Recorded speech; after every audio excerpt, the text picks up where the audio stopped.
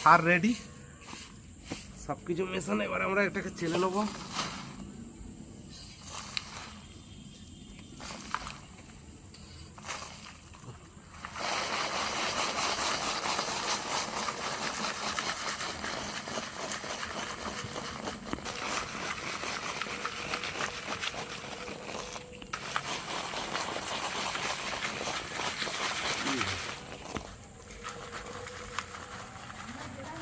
এবার দেখুন কত সুন্দর।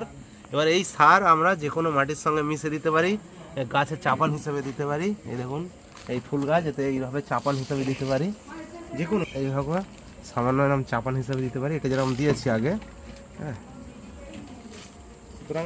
সুতরাং আশা করি আমার ভিডিওটি ভালো লেগেছে। এরকম নানান জানার তথ্যের জন্য আমাদের চ্যানেলটি সাবস্ক্রাইব করুন। সবাই ভালো থাকবেন, সুস্থ থাকবেন, ধন্যবাদ।